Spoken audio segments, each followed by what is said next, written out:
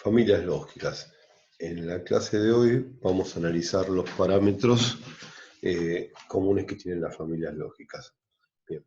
Los circuitos digitales emplean componentes encapsulados, los cuales pueden albergar puertas lógicas o circuitos lógicos más complejos. Estos componentes están estandarizados para que haya una compatibilidad entre fabricantes de forma que las características más importantes sean comunes. Los componentes lógicos se engloban dentro de una de las dos familias siguientes: TTL, diseñada para una alta velocidad, y CMOS, diseñado para bajo consumo. Actualmente, dentro de estas dos familias se han creado otras, que intentan conseguir lo mejor de ambos: un bajo consumo y una alta velocidad.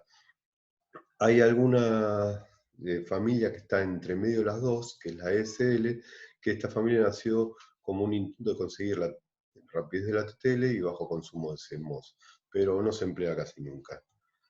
Bueno, vamos a los parámetros tecnológicos. Vamos a analizar la situación pensando que trabajamos con un integrado TTL que está compuesto por 6 comportas NOR. El diagrama es el siguiente. En el pin 14 nosotros tenemos que conectar la tensión de alimentación. En el pin 7 lo vamos a conectar a masa. De esa forma vamos a lograr que las compuertas actúen como nosotros nos interesa. O sea, vamos a recordar, si ingresa un 1 del 11, va a salir un 0 por el 10.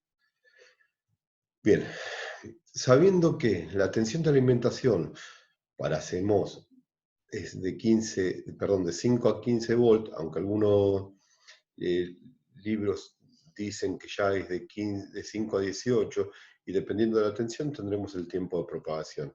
Y la TTL es de 5 volts. Como las dos tienen en común 5 volts, vamos a analizar todo lo que analicemos considerando que 5 volts es la tensión máxima con la que trabajamos. Una puerta ideal debería comportarse de la siguiente forma. Si en el pin 13, que tengo una entrada de una compuerta lógica ANOT, pongo un 1 lógico o 5 volts, en el pin 12 debería tener un 0 y 0 volts absolutos. Si en el pin 9 pongo 0 volts, o sea, un 0 lógico, en el pin 8 que debería tener 5 volts. Esto en una compuerta ideal. ¿Está? Bien. Ahora voy a hacer una analogía. Si yo ingreso 5 volts en este pin 1, acá voy a tener 0 volts.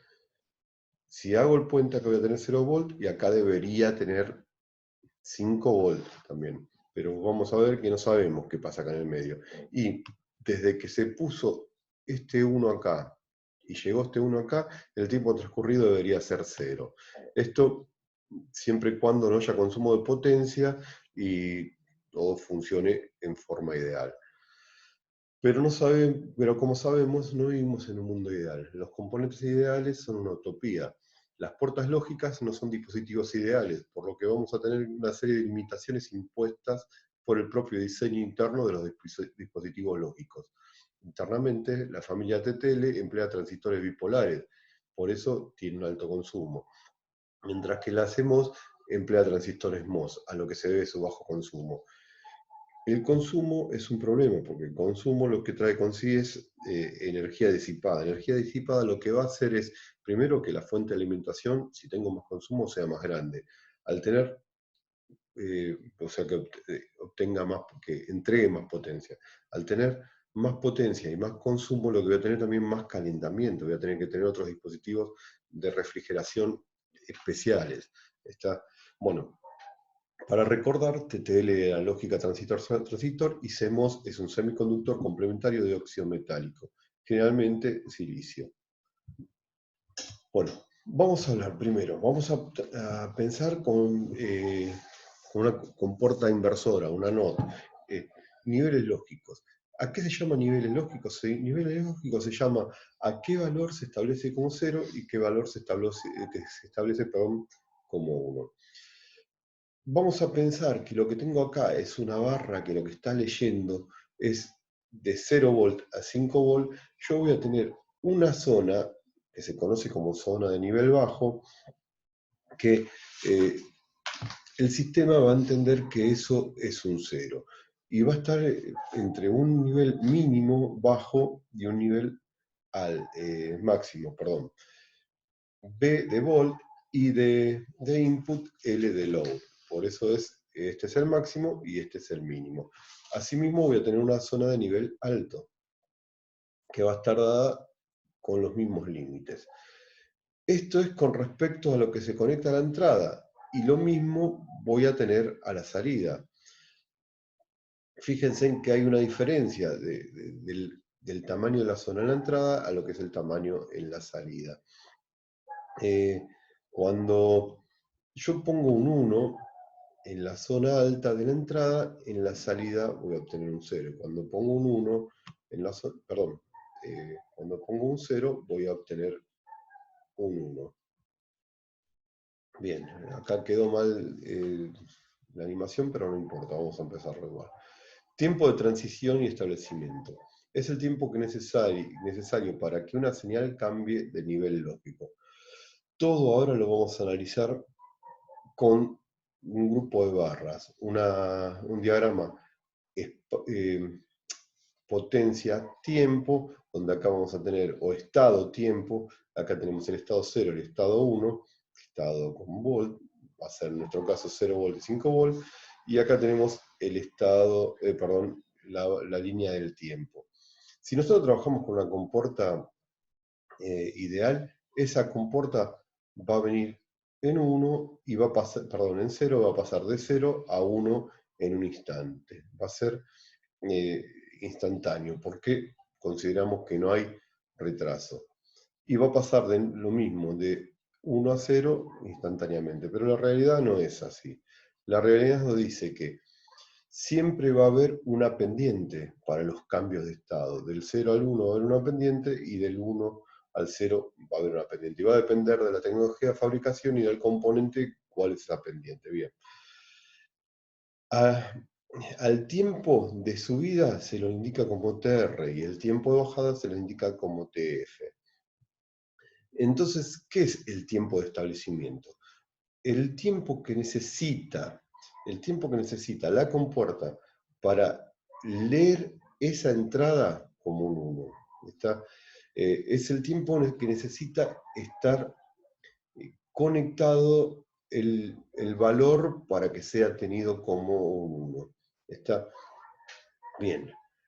Vamos a ver el tiempo de propagación o retardo de propagación. Tengo, acá voy a ver si se corre el cuadrito donde aparezco yo, por lo menos a mí me aparece. Yo tengo graficado este gráfico, tengo la entrada. En la entrada pasó de 0 a 1 con un retardo, con un tiempo de establecimiento, estuvo un tiempo en 1, bajó a 0 nuevamente. Recién acá, porque fíjense que acá abajo dice que el tiempo de establecimiento no se considera acá arriba, se considera del 10% de acá y el 10% antes, es el 90%, es un 80% útil, perdón, un 80% de esta curva es inútil. Tenemos el 10% inicial y el 10% final. Recién acá va a ser entendida como un 1, y recién ahí la salida que estaba en 0, recién ahí va a empezar a cambiar que estaba en 1, va a empezar a cambiar de 1 a 0. Y eso es el mismo tiempo, y esto es el tiempo de establecimiento R, y esto es el tiempo de establecimiento F. Entonces, el tiempo de propagación, lo que va a tardar desde que se puso un 1 en la entrada hasta que se ponga un 0 en la salida, va a ser TP. Podríamos decir la suma de los dos tiempos de establecimiento. Bueno, y va a pasar lo mismo al final. Entonces se puede decir que el retardo de propagación es lo que tarda un cambio en la entrada a reflejarse en la salida. Seguimos. Inmunidad al ruido. Ustedes saben que, como ya lo hablamos, que existen ruidos magnéticos que pueden alterar el comportamiento de los circuitos, porque las vías de comunicación pueden generar, inducir voltajes no deseados. La inmunidad al ruido de un circuito lógico se refiere a la habilidad de ese circuito para tolerar el ruido sin producir cambios espurios en el voltaje de salida. A una medida cuantitativa de la inmunidad al ruido se la conoce como margen de ruido, lo que vamos a explicar en el siguiente gráfico. Bien, veamos esto, y esto es lo que van a encontrar en los libros. Dibujé de esta forma por si van a verificar en un libro. Fíjense que acá estoy comprobando, lo estoy refiriendo a la salida de una comporta-node y a la entrada de otra comporta-node, porque esta salida debe ser la que va a alimentar a esta y hacer que esta funcione correctamente. Entonces van a ver que tengo en el output, como decíamos antes, tengo una zona de nivel bajo y una zona de nivel alto. Bien. Me olvidé decírselos antes, se lo digo ahora. Hay una zona prohibida. Hay una zona prohibida. Si esta zona, si los valores, cuando yo quiero poner un 1 o un 0, caen en esta zona, no sabemos cómo va a reaccionar nuestro circuito. Entonces tenemos que evitar que nuestros valores caigan en esta zona. Fíjense si la entrada fuese exactamente igual, si la entrada fuese exactamente igual y hay alguna pérdida en el camino, si acá hay alguna pérdida, puede hacer que los valores estos cambien y caigan en la zona prohibida. Entonces, generalmente, lo que es la entrada tiene valores un poco más extensos, la zona es un poco más amplia. El margen de ruido es la diferencia que hay entre, en este caso, entre este valor menos este valor. Y en el caso del nivel bajo es al revés, es este valor menos el otro. Entonces, la inmunidad al ruido, perdón, la inmunidad del ruido es la capacidad que tienen los circuitos de absorber alguna variación externa de los niveles de tensión y potencia. Y el margen de ruido es este rango, esta diferencia. En general, fan-out, perdón. En general se requieren que las salidas de un circuito lógico controle varias entradas lógicas. Algunas veces todos los circuitos integrados en el sistema digital son de la misma familia, pero otras veces no. Bien. La capacidad de carga, o fan-out, se define como el número máximo de entradas lógicas que puede controlar una familia de manera confiable. O sea, acá en el ejemplo que está escrito habla de 10 comportas, pero en el dibujo no me entraba con 10, entonces la hice con un poco menos. Fíjense, ¿qué quiere decir esto? Si yo pongo una comporta, en este caso usé una comporta AND, acá va a salir cierta potencia, cierta tensión, que cada uno de estas comportas le va a generar un consumo. En este caso vamos a suponer que si yo uso el ejemplo, yo tengo 1, 2, 3, 4, 5, 6 comportas conectadas. Y dice que tengo un máximo de 10.